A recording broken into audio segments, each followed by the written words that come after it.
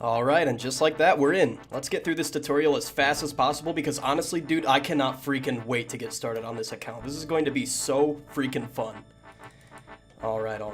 As our good friend Settled said, RuneScape is a game about choosing your own adventure. There are no rules.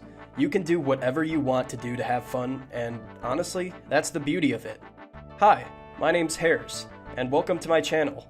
Today we will be exploring the beginnings of my new account, the area-restricted Zeah only Ultimate Ironman. Ironman mode is an account setting in RuneScape where you are required to be completely self-sufficient. This means no trading and no using the Grand Exchange, on top of some other things. In addition to this, Ultimate Ironman accounts are restricted from using the bank. Because of these restrictions, players need to get creative when tackling obstacles that would otherwise seem simple on a regular account. If you've been playing RuneScape for quite some time, but have never tried one of these modes, I highly encourage you to create an Ironman account. I guarantee that it will reinvigorate your interest in the game. I'll provide a link to the wiki about Ironman mode in the description down below. The end goal of this account is simple. Complete a full solo run of the Chambers of Xeric without dying, while restricted to the content available on the continent Zeah.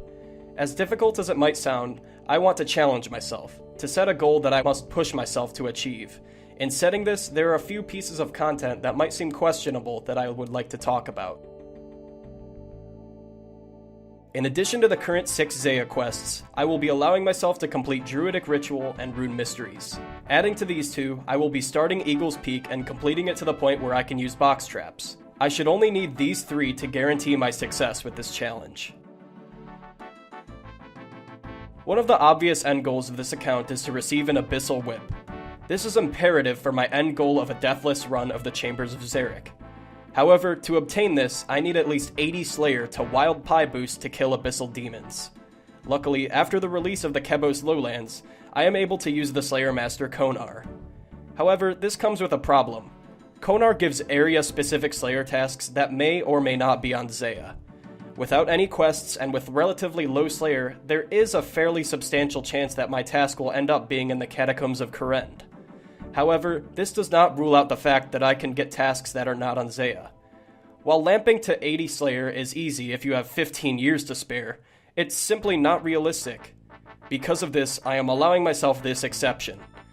If I do not have 30 points to cancel a Konar task that is on the mainland, I must allow myself to use the Slayer Master Turiel to skip that task.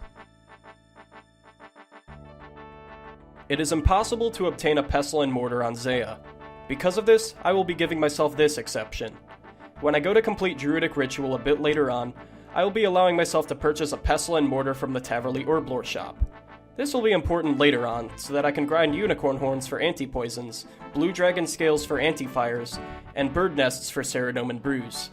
Besides the Pestle and Mortar, I have noticed that other content creators like to bring a Barbarian Rod with them to Zeah, so that they can fish on Mount Cratomortum for agility XP.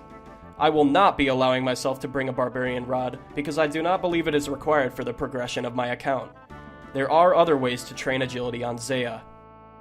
And I think that just about wraps up all the rules.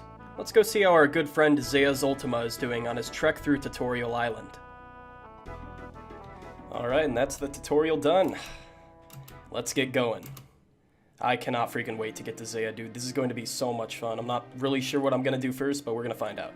But first, I've got my handy-dandy alternate account to hand me a bond because, yeah, I kind of got to be a member in order to go there. If I could do this. There we go. Bond. Hey, by the way, what's this junk doing here? I don't need any of this. Get out of there. Hell yeah. I do plan to go to Zeah completely bare naked without anything in there because most of the items that you can get there are ones that you honestly don't need from the tutorial, so we're just gonna work on that later on after we get there. And yeah, anyways, I will see you guys once I'm at the docks. Alright, here we go. Oh, attack the Seagull to Port Piscarilius, and we are on Zeah. Let's go. Alright, so I feel like the first thing that I want to do right off the bat is the Client of Kourend quest, because I want to throw some of that favor in Hosidius. And you also get 2 500 XP lamps from that, which I do want to throw into Slayer, because with Slayer, you want a face mask so you can do Lova King favor much easier. And I mean, you do need 42 mining, I think, to mine that sulfur, but you definitely want that Lova King favor because you need 65% in order to use the minecarts, and that makes travel around the continent honestly so much easier, because otherwise you pretty much just have to walk everywhere until you get Zarek's Talisman, and you know, it's kind of not fun, so we're gonna do Client of Korend. Yeah, but first I need to go kill a chicken. Alright, time to casually just go and punch a chicken in the face. You know, I've always wondered what the mechanics of this game would be like if it were like Skyrim, where if you just accidentally hit a chicken, just 50 townspeople just get on you with their iron swords and kill you. That would be amazing, honestly. Also, my whole intention with unlocking Hasidius Favor first is to unlock the farming skill, because the important thing about the farming skill for an early game Ultimate Iron Man, especially on Zeah, is you want to get the seed box from the Tithe Farm minigame as soon as possible, because you want to do that before you start Wintertod, especially as a low level, because Wintertod drops a ton of seeds from what I've seen. There we go. Alright, that's 2, that's 3, and that's 4. There we go, that's 5. Alright, I think I just hand him the scroll. I have to go take an orb to the Dark Altar or something, and then I should be good.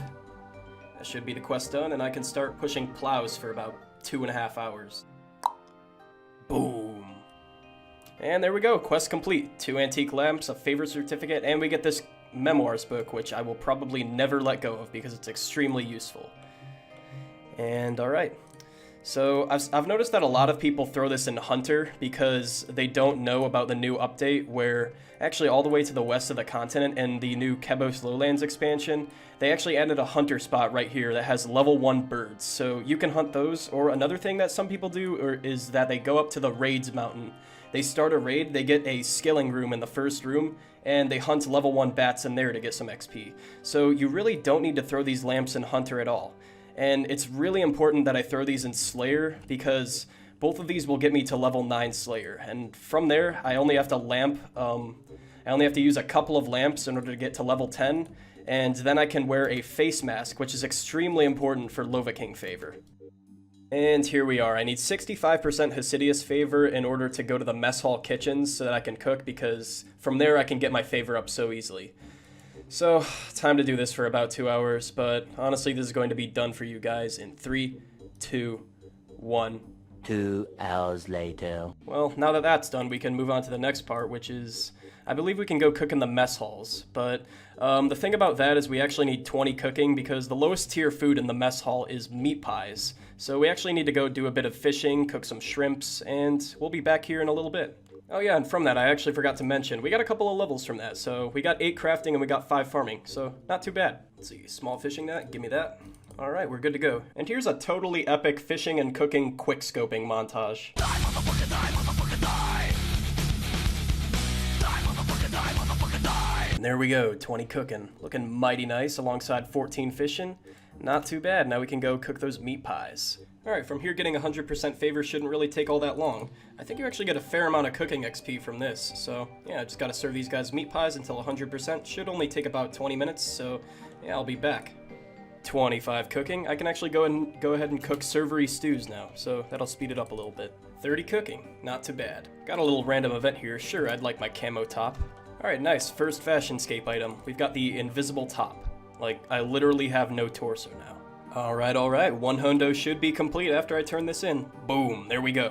1 hundo and 34 cooking. So let's go secure this favor, and then we have the farming skill unlocked. Oh, is my favor secure?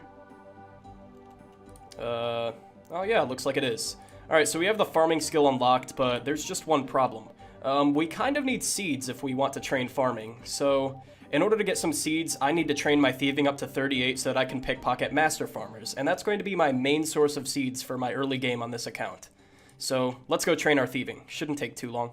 2, 3, 4, a little bit of cabbage picking content. 5, thieving, time to go steal some cakes. 6, 7, 8, 9, 10, thieving. 11, 12, 13, 14, 15, thieving. 16, 17, 18, 19, 20, thieving. 21, 22, 23, 24, 25 thieving. I can now go steal from fruit stalls on the south of the island. 26, 27, 28, 29, 30 thieving. 31, 32, 33, 34. You know what? We're actually getting so many pineapples and jangerberries, which you can actually turn into super compost, that I might as well just go over here, throw them in, make some super compost. Shut that bad boy and let those boys age like wine. 35 thieving, 36, 37, not too much later, there we go, 38 thieving. Time to go stockpile some seeds so I can go start farming. And I found his house. Let's go ahead and get started. Ooh, I actually haven't seen one of these Molly randoms yet. I'm pretty sure these things give gems, so I'm gonna complete this real quick. I think I get cut gems from this.